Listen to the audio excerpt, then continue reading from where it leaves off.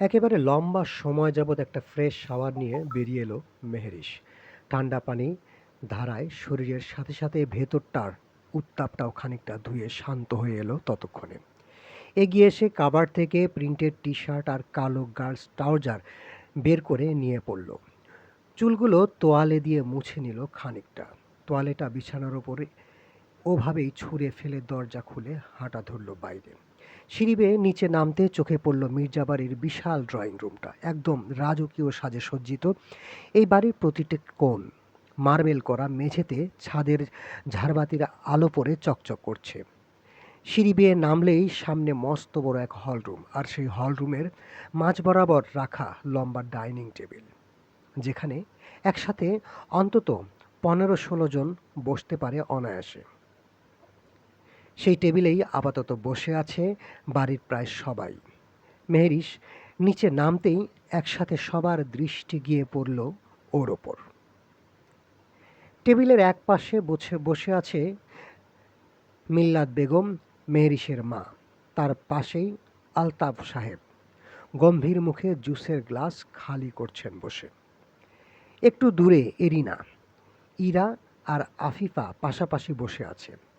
আফিফা মাঝে মাঝে চোখ তুলে তাকাচ্ছে কৌতূহলী ভঙ্গিতে। টেবিলের মাথার দিকে বসে আছেন এই বাড়ির সবচেয়ে বয়োজ্যেষ্ঠ গুলবাহার খাতুন। মেহেরিশকে সিঁড়ি বেয়ে নামতে দেখে বৃদ্ধার মুখে এক পশলা প্রশান্তির হাসি ফুটে উঠল। সকালে গোসল করে ফ্রেশ হয়ে নাতনিকে নিচে নামতে দেখে বুকটা কেমন হালকা লাগছে তার। তবে সেই হাসিটা খুব বেশিক্ষণ স্থায়ী হলো না মেয়েটার পোশাকের দিকে চোখ পড়তেই। অমনি কপাল কুঁচকে এলেন বৃদ্ধার। যতই বাড়ির মেয়ে হোক না কেন, বর্তমানে তো ও এ বাড়ির বউ, তার বড় নাতির বউ। বউ তো হবে বউয়ের মতোই, শাড়ি পরে একটু করে ঘোমটা দিয়ে রাখবে, তা না। মেয়েটা উল্টো আগের ন্যায় ছেলেদের পোশাক আশাক পরেই ঢেই ঢেই করে নেমে আসছে।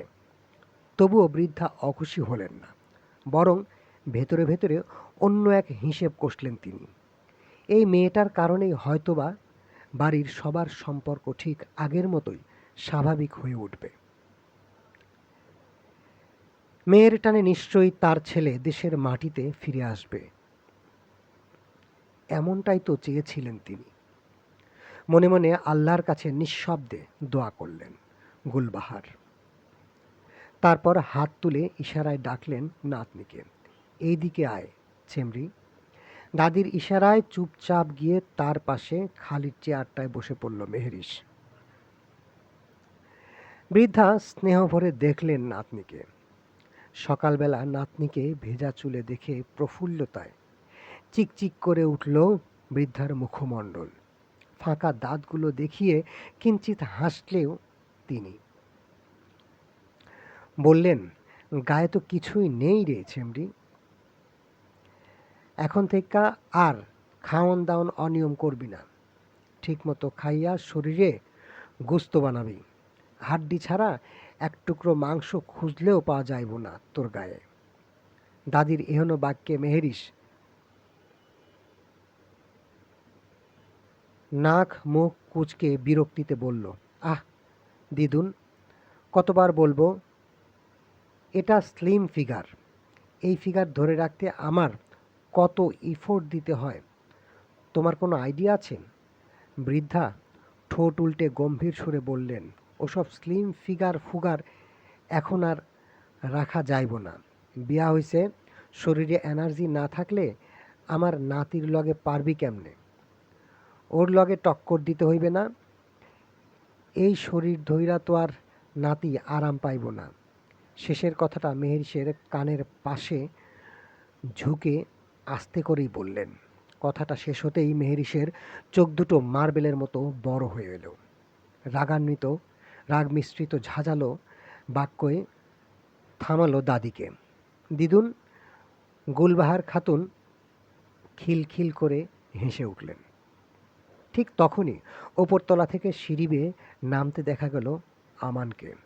আমান এ বাড়ির মেয়ে, আলিয়া বেগমের সন্তান। গায়ে শর্ট প্যান্ট আর হাফ হাতা টি শার্ট জড়িয়ে, এলোমেলো চুলে হেলতে দুলতে নেমে এসে সরাসরি গিয়ে দাঁড়ালো ইরার পাশে।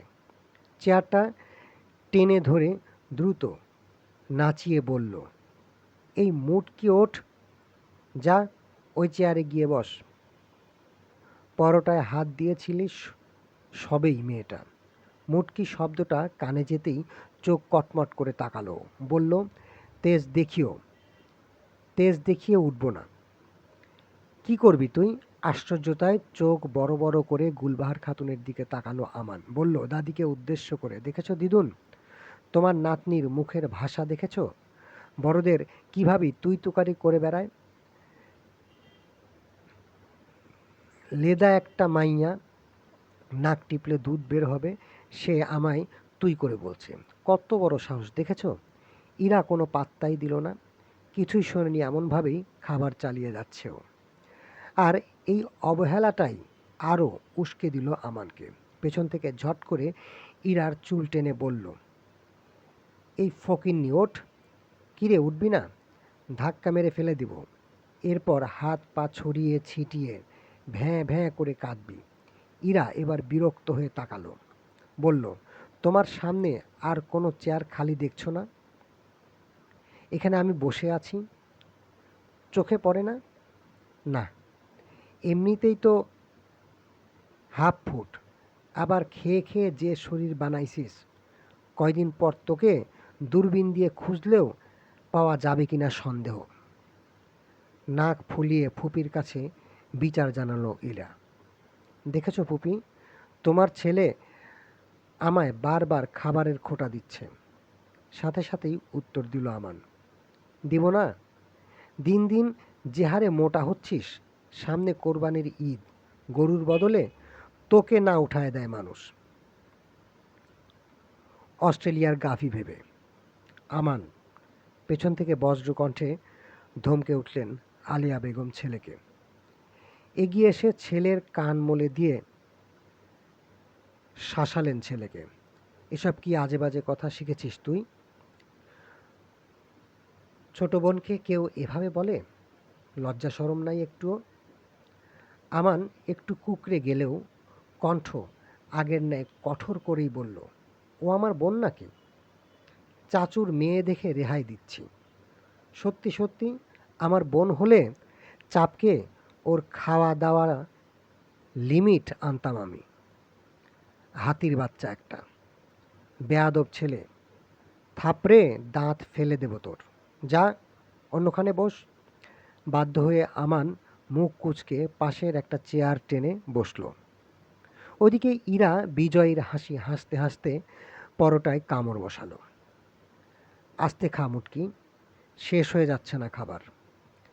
ইরা রাগে গরম হয়ে বলল, খাবই আমি। তোমারটা তো আর খাই না, ভাদাম্মা একটা যেন কোথাকার। আমান সঙ্গে সঙ্গে দ্রুত ভ্রু নাচিয়ে কটাক্ষ ছুড়ল, খা খা, ইচ্ছা মতো খা, 14 গোষ্ঠীর নাম ডুবাইয়া খা, পরে কিন্তু বদনাম হবে মির্জাবাড়ির। তখন তোরে বিয়ে দিতে গিয়া পাত্রপক্ষ খুঁজতে যেতে হবে অস্ট্রেলিয়া। বাংলাদেশি কোনো ছেলে তো আর হাতির বাচ্চা নিতে আসবে না। শেষমেশ দেখা যাবে চাচ্চুকে উগান্ডা হতে একটা নিগ্রো ধরে এনে তার ঘাড়ে তুলে দিয়ে দিবে তোকে। বেচারা নিগ্রোটার জন্য মায়া হচ্ছে আমার ভীষণ। টেবিলে বসে থাকা বাকি সবাই হেসে উঠল শব্দ করে, কিন্তু ইরার অবস্থা অন্য। সে ধপ করে পরোটাটা প্লেটে রেখে দাঁড়িয়ে রাগের রি রি করে বলল, আমান্নার বাচ্চা, গতকাল যে কি আকাম করেছিলি বলে দিব দাদার ভাইকে? বলবো গলির মোড়ে দাঁড়িয়ে দেড়ে সিগারেট ফুঁকছিলি সেটা? এই একটা জায়গায় এসে আটকে যায় বেচারা। সত্যিই তো, গতকাল সে চায়ের দোকানে বাইক থামিয়ে হেলান দিয়ে সিগারেট খেয়েছিল একটু, তবে সেটা একান্তই বন্ধুদের বাধ্যতায়। তবে এই এই মিনিটে হাতির বাচ্চা দেখলে, তবে এই সময়টুকু হাতির বাচ্চা দেখলো কোথা থেকে ভেবেই বেচারা চুপসে গিয়ে থামলো। এবার বলল, না, আর কিছুই না, সুযোগ তারও আসবে, দেখে নেব। এই হাতির বাচ্চা তখন। খাওয়া দাওয়া প্রায় শেষের দিকে। খাওয়া শেষ হতেই সবাই একে একে উঠতে লাগলো টেবিল ছেড়ে। সেই সময় গুলবাহার খাতুন নিজের লাঠিটা ভর দিয়ে ধীরে ধীরে উঠতে উঠতে মেহেরিসের দিকে তাকিয়ে বলল, খাইয়া আমার ঘরে একটু আয় তো দাদু ভাই। বলেই পুনরায় লাঠিতে ভর দিয়ে চলে গেলেন তিনি। কিছুক্ষণ পর মেহেরিসও হাত মুখ ধুয়ে উঠে গেল। এগুলো দাদির এগুলো দাদির ঘরের দিকে। দরজাটা আধ খোলা অবস্থায় আছে।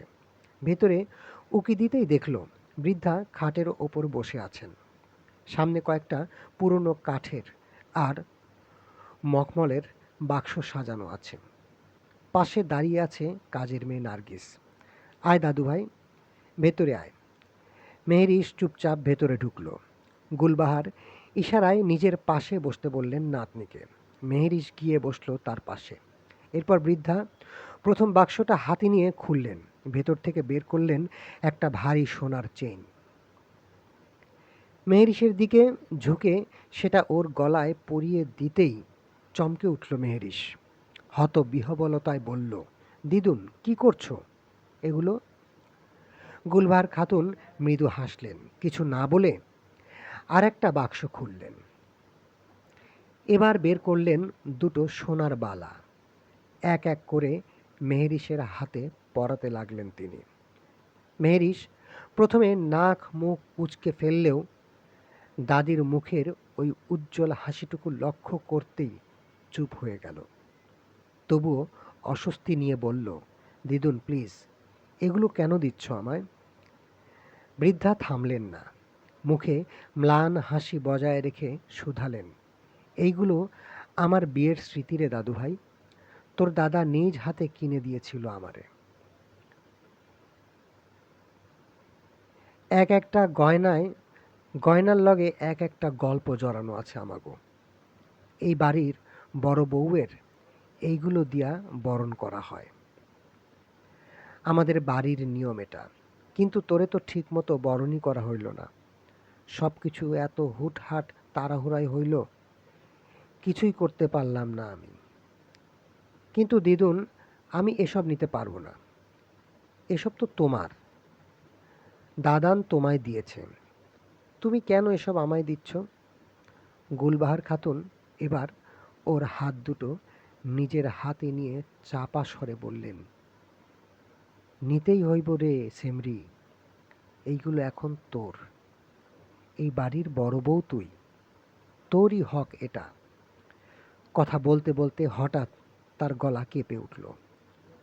চোখ ভরে এলো পানিতে। ছল ছল চোখে বললেন, আমার নাতিটা একটু রাগী, একরোখা জানি, কিন্তু মনটা একদম ফ্রেশ, নরম, ছোট বাচ্চাদের মতো। একবার কেউ সেই ওই ওপরের কাঠের আস্তরণ ভাঙ্গা ঢুকতে পারলে সেখান থেকে আর কোনো দিনও বের হইতে পারবো না। ওর মায়া জড়াইয়া যাইব। বলে থামলেন তিনি। বললেন আবারও, আমাকে পুরা তোর দাদার মতন। তোর দাদাও এমন আছিল, বাইরে কড়া, ভিতরে ততটাই নরম।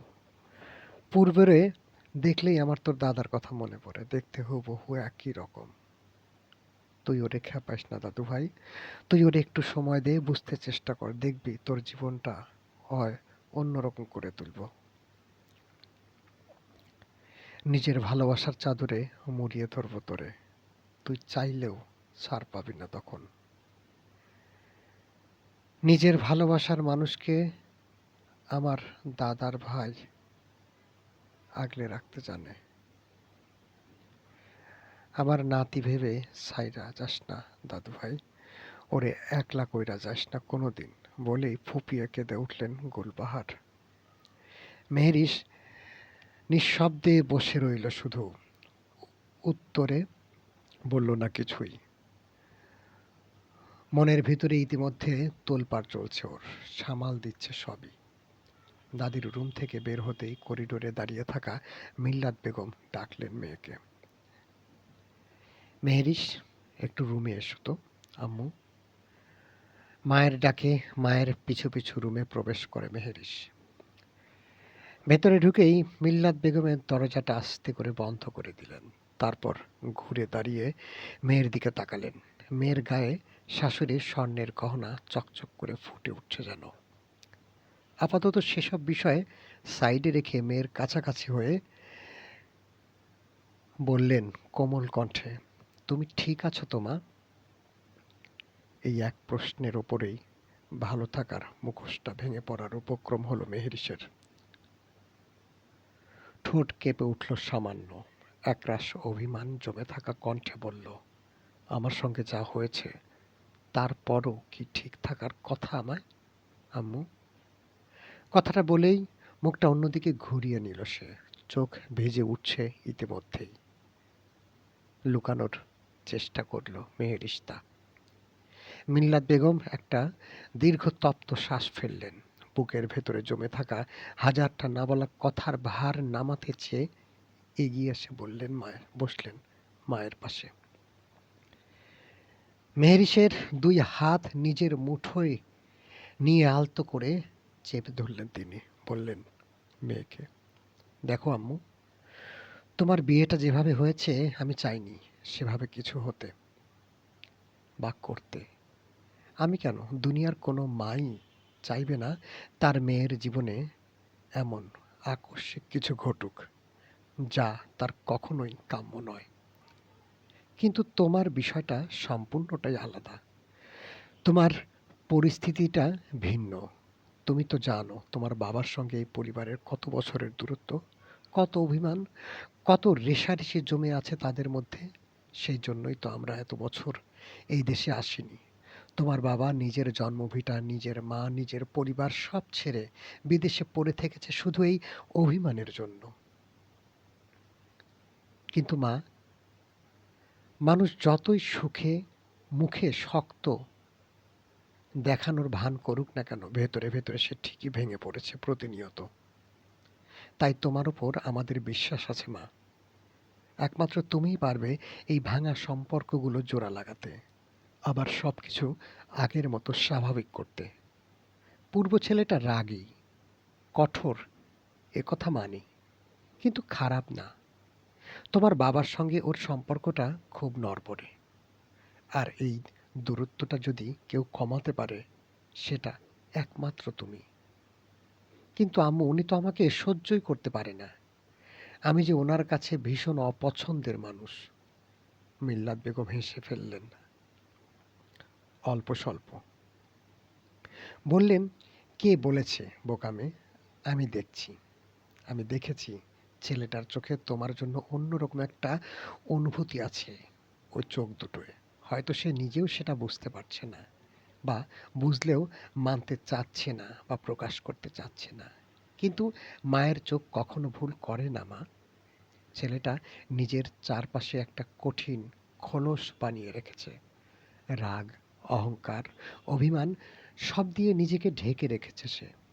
কিন্তু সেই খোলসের ভেতরে একটা নরম মনের মানুষ আছে বলেই তিনি মেয়ের হাতটা আরো শক্ত করে ধরলেন। আর সেই খোলসটা ভাঙতে পারবে একমাত্র তুমি। আমি আমার মেয়েকে দুর্বল করে বড় করিনি। তুমি তো আমার সাহসী মেয়ে। হার মানতে শেখাইনি তোমাকে, স্ট্রং বানিয়েছি। কি পারবে না তুমি? মেহেরিস খুব আস্ত করে বলল, চেষ্টা করব আম্মু, সত্যি চেষ্টা করব। রাত ৮টার মাঝামাঝি সময় শহরের ব্যস্ততা থেমে গেছে অনেক আগেই। রাস্তার দুই পাশে অন্ধকার। মাঝে মাঝে মাঝে মাঝে স্ট্রিট লাইটের হলদেটে আলো পড়ে আলোকিত করছে পথটাকে, আশেপাশের ছোটখাটো দোকানগুলোকে। একটা কালো গাড়ি ধীর গতিতে এগিয়ে যাচ্ছে সামনে। তার ঠিক পেছনে আরো দুটো গাড়ি, পূর্বর গার্ডদের। গাড়ির ভেতরে সামনে স্টিয়ারিংয়ে সাব্বির, পেছনে বসে আছে পূর্ব। সাদা পাঞ্জাবির বোতাম দু একটা খোলা, হাতটা জানালার পাশে ঠেস দিয়ে রাখা, চোখ দুটো বন্ধ করে ভাবছে কিছু একটা। মাত্রই সভা শেষে ক্লাবের রাস্তা ধরেছে। আকস্মিক চেঁচিয়ে ব্রেক কষল সাব্বির। সামনের ফাঁকা রাস্তাটা রোধ করে পর পর ৩-৪টা গাড়ি এসে দাঁড়িয়ে পড়েছে রাস্তার মাঝখানে। সাব্বির গাড়ি থামাতেই পেছনের গার্ডদের গাড়িগুলোও থেমে গেল তৎক্ষণাৎ। সাব্বির চোখ সরু করে সামনে তাকিয়ে বলল, ভাই। রিজভী। পূর্ব চোখ খুলল ধীরে, তাকালো সামনে। মুখের অভিব্যক্তি একটুও বদলালো না তাতে, পুরো গম্ভীর, সেই আদল।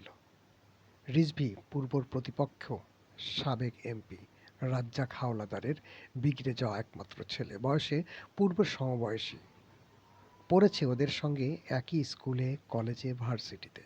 তবে শত্রুতা সেই ছোট থেকেই। রিজভী পূর্বকে সহ্য করতে পারত না, কারণ স্কুল থেকে কলেজ, ভার্সিটি সব জায়গায় সবাই শুধু পূর্বর গুণগান গাইত। পারিবারিক আর বংশগতভাবে পূর্ব রাজনীতির সঙ্গে যুক্ত সেই স্কুল পাশ করার পর থেকেই। কলেজে ওঠার পর ভিপির দায়িত্ব পালন করে নিষ্ঠার সঙ্গে। এরপর ভার্সিটিতে উঠলেও রাজনীতিতে পুরোপুরি যুক্ত হয়ে যায় সে। পাশাপাশি নিজের পড়াশোনাও কমপ্লিট করতে থাকে। ততক্ষণে সামনের গাড়ির দরজা খুলে নেমে এসেছে রিজভী। তার পেছনে পেছনে আরও কয়েকজন সাঙ্গপাঙ্গ নেমে দাঁড়ালো ইতিমধ্যে। পূর্বর গার্ডরাও মুহূর্তেই সতর্ক হয়ে ঘিরে ফেলল চারপাশ। পরিস্থিতি খারাপের দিকে যাচ্ছে বুঝে সাব্বির দরজা খুলে নামলো গাড়ি থেকে। মুখের আদল টান টান করে এগোলো সামনে। রিজভীর মুখোমুখি দাঁড়িয়ে একটানে বলল, কি সমস্যা? রাস্তার দাঁড়ায় নাটক করতেছিস কেন? তোর লগে কথা বলার টাইম নাই আমার, বলে গাড়ির দিকে তাকিয়ে ইশারায় বলল, আবারও। আমার কোনো পিয়নের লগে কথা বলি না। তোর বসেরে ডাক, ওর লগে আমার ডাইরেক্ট কথা আছে। সাব্বিরের মুখের হাসিটা মিলিয়ে গেল অমনি। মুখে তিক্ততার ঢেলে বলল, কথা বলতে হইলে আমার লগে ক। রাস্তার কুত্তা বিলায়ের সঙ্গে অবশ্যই শহরের এমপি কথা বলতে যায় না। সময়ের একটা দাম আছে না? রিজভী হেসে উঠল ঠান্ডা মাথায়। গায়ে মাখল না ততটা। এসব আগে থেকেই শুনেই অভ্যস্ত সে। সাব্বির তো একে গন্ডারের চামড়া বলে আখ্যায়িত করে। তাই পিয়নের বাচ্চা, বেশি প্যাক প্যাক না কইরা তোর মালিকরে ডাক। নাকি ভয় পাইছে তোর মালিক আমাগো? গাড়ির ভিতরে গা ঢাকা দিয়া বসে আছে তাই নাকি? শেষের কথাটুকু অনেকটা চেঁচিয়েই বলল রিজভী। সাব্বির এবার তেতে উঠল, চিরবিরিয়ে বলল, মুখ সামলাইয়া কথা বল রিজভী, না হলে কি করবি? রিজভী বুক ফুলিয়ে দাঁড়ালো সাব্বিরের সামনে। সাব্বির এবার তেড়ে যাবে কি অমনি নেমে দাঁড়ালো পূর্ব। পূর্ব নামতেই পেছন থেকে গার্ডরা আরো সজাগ হয়ে উঠল। হাত চলে যাচ্ছে সবার কোমরের কাছে। পরিস্থিতি যে কোন সময় বিস্ফোরিত হতে পারে কেউ জানে না। সাব্বির দাঁত চেপে বলল, ওয়ার্নিং দিচ্ছি, শেষবারের মতো বলতেছি, এইখান থেকে সরে যা। রিজভী সামনে ঝুঁকে ফিসফিস করে বলল, না গেলে কি করবি? গুলি করবি? নাকি তোর হিটলার বস আইসা আমাগো মুখে অ্যাসিড ছিটাইব? ততক্ষণে অফ হোয়াইট রঙা পাঞ্জাবি পরা হাতা গোটাতে গোটাতে এগিয়ে এলো পূর্ব। পাঞ্জাবির হাতা গুটানোর বাম হাতা শোভা পাচ্ছে। বাম হাতে শোভা পাচ্ছে রোলেক্সের সোনালি রঙা ঘড়িটা। পূর্বকে দেখতেই সরে দাঁড়ালো সাব্বির। পূর্ব সামনে এসে থামলো, কয়েক সেকেন্ড চুপচাপ তাকিয়ে রইল রিজভীর দিকে। বরফ শীতল গলায় বলল, রাস্তা বন্ধ করে দাঁড়াইছিস কেন? সহজ স্বাভাবিক প্রশ্ন, কণ্ঠটা একদম স্বাভাবিক। তবে ওর বরফ শীতল কণ্ঠটায় হাড় কাঁপিয়ে দিল রিজভীর। নড়ে চড়ে দাঁড়ালো কিঞ্চিত। ভেতরে অদম্য সাহস সঞ্চয় করে অবশেষে চড়া গলায় বলল, অনেক বড় হইয়া গেছস দেখতাছি পূর্ব মির্জা।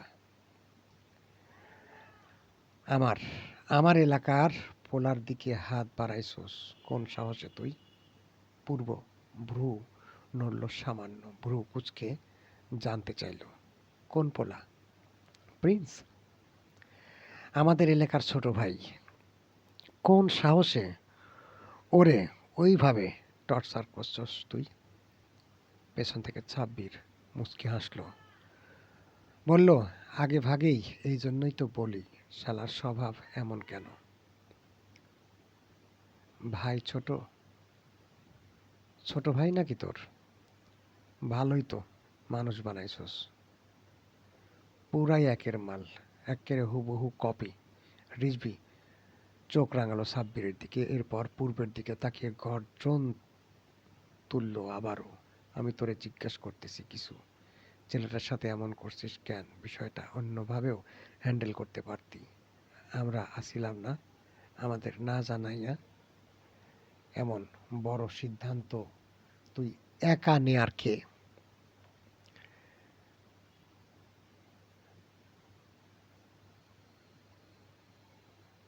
সাহাবীর হাসান পূর্ব কারো মতামতের ধার ধারে না, ভাবছিস?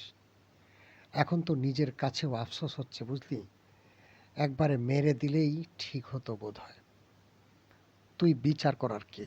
দেশে পুলিশ আছে, কোর্ট আছে, সবাই নিজের নিজের কাজ ঠিকমতো করলে আমাকে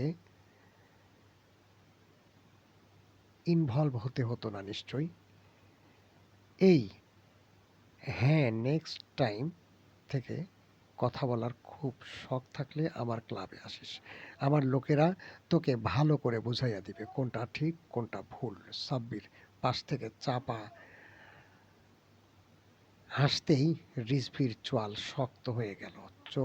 চোখে আগুন নিয়ে গর্জন তুলল আবারও, তুই হুমকি দিচ্ছিস আমায়? পূর্ব সোজা হয়ে দাঁড়ালো, বলল, অকপটে সুযোগ দিচ্ছি, যা। বলে ইশারায় সাব্বিরকে বোঝালো ভেতরে গিয়ে বসতে। সাব্বির এক সেকেন্ডও দেরি করল না, তারপর গার্ডদের উদ্দেশ্যে হাত তুলে ইশারা করতেই সাথে সাথে চারপাশে ছড়িয়ে থাকা গার্ডগুলো বন্দুক নামিয়ে এক এক করে সবাই নিজেদের গাড়িতে উঠে বসলো। রিজভির রিজভি মানতে পারছে না সেটাই, ওর চোয়াল ঝুলে হা হয়ে রইল। এটা সে আশা করেনি মোটেও। পূর্ব ঝামেলা এড়িয়ে যাবে এইটাই তার প্ল্যান ছিল না।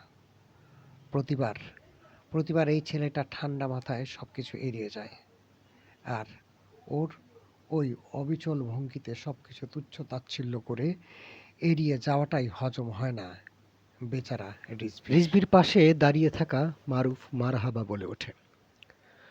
উঠতি বয়স ছেলেটার, শরীরে টকবক করে ফুটন্ত রক্ত, তাই তো পেছন থেকে এগিয়ে গিয়ে সোজা হাত বাড়িয়ে পূর্বের পাঞ্জাবির কলার চেপে ধরতে যাবে, অমনি কোথা থেকে যেন ঝড়ের মতো একটা বলিষ্ঠ দেহ এসে আছড়ে পড়ল ওর ওপর।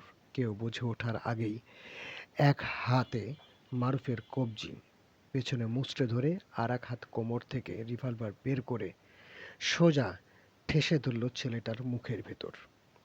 চারপাশে স্তব্ধ, স্থির, বিস্ময়, কিংকর্তব্যবিমূঢ় রিজভিরা। সাব্বির ও হতভম্ব হয়ে বেরিয়ে আসলো গাড়ি ছেড়ে। মারুফ নামক ছেলেটার চোখ দুটো মার্বেলের মতো বড় হয়ে গেছে ইতোমধ্যে। মুখে ঢোকানো ঠান্ডা লোহার স্পর্শে পুরো শরীর অবশ প্রায়, কাঁপছে থরথরিয়ে। গায়ে কালো পাঞ্জাবি, বলিষ্ঠ দেহী ফর্সা এই আগন্তুক চোখে পড়তেই কপাল কুঁচকে আসে পূর্বর। তন্ময় তন্ময়কে এই অসময়ে এখানে দেখে সন্দেহবশত তাকায় সাব্বিরের দিকে। সাব্বির ইশারায় বোঝায় সে নিজেও কিছু জানে না। ওদিকে রাগে দাঁতে দাঁত পিষে গলা নামিয়ে হিস হিস করে বলে ওঠে সেই আগন্তুক, শোয়ারের বাচ্চা, কারে ধরতে গেছিলি তুই? হ্যাঁ, কারে স্পর্শ করতে গেছিলি? তোর কলিজা কত বড়, জীবনের ভয় নাই? একবারে জায়গায় খাইয়া দিব বাইনচোদ। ছেলেটা কোনো শব্দ করতে পারছে না, নড়তেও পারছে না, সামান্য কাঁপছে শুধু থরথরিয়ে। ওদিকে সাব্বির নিজ চোখ কপালে তুলে থমকে দাঁড়িয়ে আছে। ঘটনার আকস্মিকতায় রিজভি নিজেও ভরকে গেছে খানিকটা। তন্ময় থেমে নেই, চোয়াল দুটো শক্ত হয়ে ভেতরে ঢুকে গেছে রাগের প্রকোপে। হিসিয়ে বলছে তখনও, একটা বুলেটই যথেষ্ট তোর জবান বন্ধ করতে, কুত্তার বাচ্চা। যার ওপর তো দূর আশেপাশে আমি একটা মশার আঁচড়ও পড়তে দেই না। তুই কি না তাকে স্পর্শ করতে গিয়েছিলি? বলেই ট্রিগারে আঙ্গুল চেপে ধরতেই ঠান্ডা নিরেট স্বরে ডাকল পূর্ব। তন্ময়, জাস্ট এইটুকু। আগে পরে কিছুই নেই। শুধু নামটা উচ্চারণ করতেই থেমে গেল তন্ময়। ঘাড় উল্টে তাকালো সামনে। সাথে সাথেই চোখাচোখি হলো সেই ব্রাউন রঙা মণিবিশিষ্ট জ্বলজ্বল করা তীক্ষ্ণ চোখ দুটোয়। তন্ময় চোখ বন্ধ করলো এক মুহূর্তের জন্য, নিজেকে চেপে ধরল ভেতর থেকে। এক ঝটকায় রিভলভারটা সরিয়ে নিল ছেলেটার মুখ থেকে। মারুফ হঠাৎ করে যেন প্রাণ ফিরে পেল, হাঁপাতে লাগলো হাঁপড়ের মতো। জোরে জোরে এলোমেলো ভঙ্গিতে শ্বাস নিতে থাকলো প্রাণ ভরে। মনে হচ্ছে এইমাত্র মৃত্যু দেখে ফিরে এসেছে সে। রিজভী স্থির হয়ে দাঁড়িয়ে তখনও। ওর মাথায় একটা কথা ঘুরছে, তন্ময় দেশে। তন্ময় সামনে ঝুঁকে এলো আবার। যেতে যেতে ছেলেটার কানের পাশে ঝুঁকে ফিসফিস করে বলে গেল, তোর এই হাত দুটো সামলে রাখিস। বলেই সোজা হয়ে দাঁড়ালো। সোজাসুজি এগিয়ে গিয়ে বসলো গাড়িতে উঠে। পূর্ব আরও কিছু বলল না। তন্ময় যেতে সে নিজেও গিয়ে বসলো গাড়িতে। ওরা যেতেই হাঁপ ছাড়ল রিজভী। সঙ্গে সঙ্গে ঝাঁপিয়ে পড়ল ছেলেটার ওপর। একটা চর বসালো সোজা গালে। বলল, তোকে না বলছি মাথা ঠান্ডা রাখতে? আমি কথা বলতেছিলাম, তুই কোন সাহসে হাত বাড়াইছস? মারুফ কাপা গলায় কিছু বলতে যাবে, রিজভী থামিয়ে দিল ওখানেই। বলল, আমাকে ভাগ্য ভালো আসিল শালা তোর। আজকে ভাগ্য ভালো আসিল শালা তোর। বেঁচে গেছিস এই যাত্রায়। কয়েকদিন গা ঢাকা দিয়ে থাক, শকুনের নজর লেগে গেছে। যা ভাগ। রাত তখন প্রায় 9টা ছুঁই ছুঁই। মির্জাবাড়ির বিশাল ড্রয়িং রুমটা আলোয় ঝলমল করছে। সিঁড়ি বেয়ে নামলেই যে প্রশস্ত হল রুমটা চোখে পড়ে, সেখানে গোল হয়ে বসে আছে বাড়ির ছোট সদস্যরা। সোফার এক কোণে আতশোয়া হয়ে বসেছিল আমান, হাতে ফোন, চোখ স্ক্রিনে গাঁথা লাইভ টুর্নামেন্ট ম্যাচে পুরো ডুবেছিল ততক্ষণ। কিন্তু চারপাশে মেয়েদের গুচুর ঘুচুর ফুসুর ফুসুর শব্দে বিরক্তিকর চূড়ায় পৌঁছে একসময় বিরক্ত হয়ে বলে ওঠে, এটাই কি বাজার? এটা বাজার নাকি? একটু চুপ থাকবি বল? কেউ পাত্তাই দিল না কোনো। শেষমেশ বিরক্ত মুখে ফোনটা বন্ধ করে ছুঁড়ে রাখলো পাশে। বলল, দূর। কিছুক্ষণ চুপচাপ বসে বাধ্য হয়ে একটা সময় ওদের সঙ্গে বসে পড়ল সে। ঠিক তখনই বাড়ির পুরনো কাজের মেয়ে নার্গিস এসে ট্রে ভরে স্ন্যাক্স দিয়ে গেল। চপ, সমোসা, কোল্ড ড্রিঙ্কস, সবাই প্লেট হাতে নিয়ে বসতেই আলোচনা শুরু হলো এবার। টপিক আফিফার বার্থডেকে কেন্দ্র করে। দুদিন বাদেই ছোট আফিফা 16 পেরিয়ে 17তে পদার্পণ করবে। সেই টপিক ঘিরেই চলছে তুমুল আলোচনা। তবে যাকে ঘিরে এতটা উৎফুল্লতা, তার মুখে কোনো হাসি নেই, একদম চুপ। তার কারণটা অবশ্য শুধুই জানে তন্ময়। পুরো এক সপ্তাহ মানুষটা বাড়িতে নেই। যে মানুষটা না খেলে নিজেও খায় না আফিফা, যে না ফেরা পর্যন্ত দু চোখের পাতা এক করতে পারে না, যাকে একবার না দেখলে বুকটা অস্থির হয়ে ওঠে, সেই মানুষটাই নেই আজ 7 দিন যাবৎ। এই সময় হঠাৎ করেই মেহেরিসের মুখ খুলল। তাহলে এই বাড়ির সব থেকে ছোট সদস্য হচ্ছে আমাদের আফিফা, তাই তো? ইরা মাথা নেড়ে বলল, হুম। মেহেরিস আবার বলল, মেয়েদের মধ্যে আফিফা আর ছেলেদের মধ্যে আমান ভাই, রাইট? হ্যাঁ। আমান ভাই তন্ময় ভাইয়ের থেকে 4 বছরের ছোট। মেহেরিস ভ্রু তুলে বলল, ও মাই গড, তাহলে তন্ময় ভাই কি সবার বড়? এরিনা হেসে মাথা নাড়ল, না, তন্ময় ভাইয়ের থেকেও বড় হচ্ছে দাদা ভাই। কত ওনার বয়স? এরিনা চোখ কুঁচকে বলল, কেন, তুমি জানো না বুঝি? না তো। তন্ময় ভাইয়ার 31 চলছে, আর দাদা ভাই তন্ময় ভাইয়ার ঠিক 6 মাসের বড়। মানে দাদা ভাইয়ের 31+, আর 1 মাস পর 32 হবে। নার্গিসের এনে দেয়া কোল্ড ড্রিঙ্কসের গ্লাসটা সবেই এক চুমুক বসিয়েছিল মেয়েটা, অমনি গড় গড় করে মুখে দেয়া কোল্ড ড্রিঙ্কসটা মুখ ফসকে বেরিয়ে এলো বাইরে, সোজা ফ্লোরে ছিটকে পড়ল পুরোটা। রীতিমতো আশ্চর্যের শেষ সীমায় অবস্থান করে চোখ কপালে তুলল। সিরিয়াসলি? ওনার 32+ এজ? এরিনা বলল, হ্যাঁ, অক্টোবরে তো হবে। মেহরিশ দুই হাতে মাথা ধরল নিজের অবিশ্বাসে, বলল, সিরিয়াসলি গাইস, উনি এতটা বয়স্ক? ও মাই গড, এই জন্যই বুঝি তোমরা ওনাকে দাদাভাই বলো?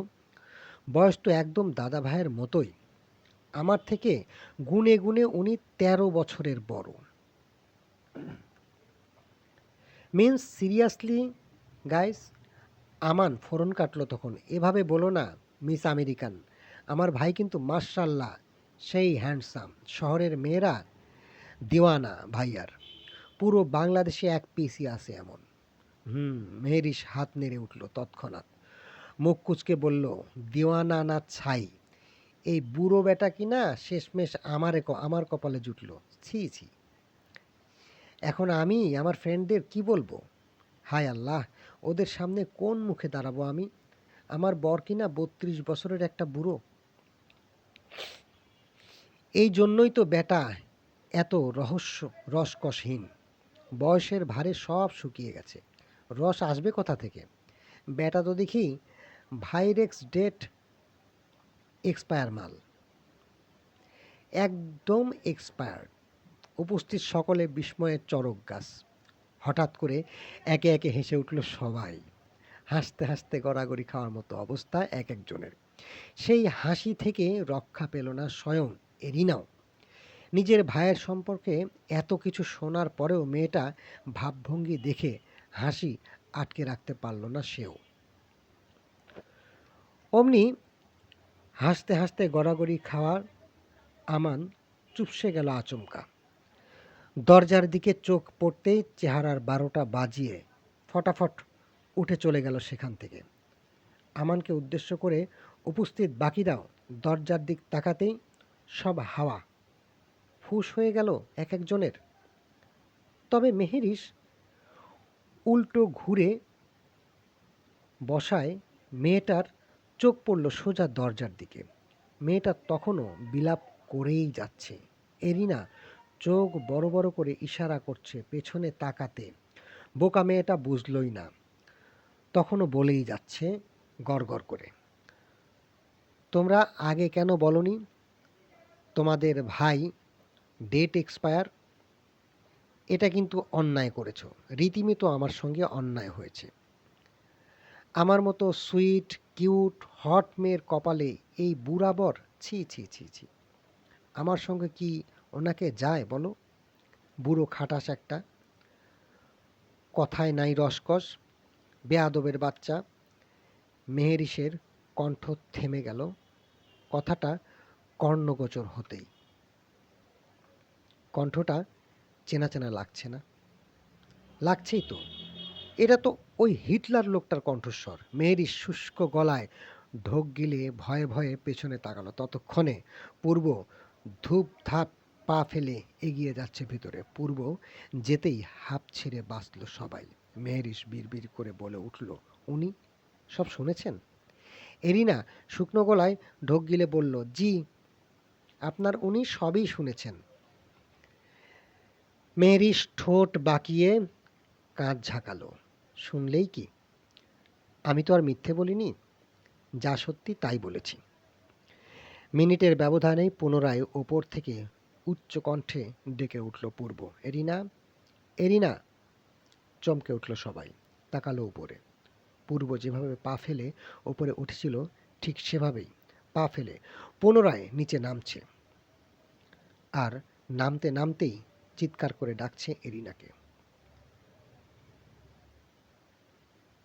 ছেলের ডাকে কিচেন থেকে তড়িঘড়ি করে বেরিয়ে এলেন রহিমা বেগম। বললেন ভীষণ উদ্বেগী হয়ে, কি হয়েছে আব্বু, এভাবে ডাকছিস কেন? পূর্ব নিচে নেমে এলো ঠিকই, তবে মায়ের দিকে না তাকিয়ে ডেকে উঠল এরিনাকে। চোয়াল শক্ত করে রাগে রি রি করতে করতে সোজা গর্জে উঠল, আমার রুমে কে ঢুকেছিল? এরিনা থতমত খেলো বাকি সবাই। ইতোমধ্যে সেখানে এসে দাঁড়িয়েছে মিল্লাত বেগমও। কানে শুনতে পাচ্ছিস না? বললাম আমার রুমে কে ঢুকেছিল। রহিমা বেগম এবার কণ্ঠ নরম করে বললেন, হ্যাঁ বাবা, আগে বল তো কি হয়েছে, এভাবে চেঁচাচ্ছিস কেন? নিজের মুষ্টিবদ্ধ করা দু হাত শক্ত করে দাঁতে দাঁত পিষে ফুঁসতে ফুঁসতে বলল, আমার বেডে পানি ফেলেছে কে যেন। পুরো বিছানা থেকে ফ্লোর পর্যন্ত ভেজা। এই স্পর্ধা কার? কার এত বড় কলিজা? আমার পারমিশন ছাড়া আমার রুমে ঢোকার সাহস কার হলো এই বাড়িতে? সবাই স্তব্ধ। ওদিকে সোফায় বসে থাকা মেহেরিস উঠে দাঁড়ালো তখনই। চুপিসারে জিভ কামড়ালো মেয়েটা। এই রে, ধরা পড়ে গেলাম নাকি? এখানে আসার আগে রুমটা খোলা পেয়ে ওই অঘটনটা তো সেই ঘটিয়ে এসেছে। ইচ্ছে করেই পানি ঢেলে ভিজিয়ে দিয়েছিল সবটাই। ঠিকই করেছে। যেই বেডে ওর জায়গা নেই সেই বেডে লোকটা আরামসে ঘুমাতে দিবে না সে ভেবেছে? লোকটা কি বুঝে ফেললো নাকি আমার এসব কাণ্ড? বুঝবে কি করে? মেহেরিস কি কাঁচা প্লেয়ার নাকি?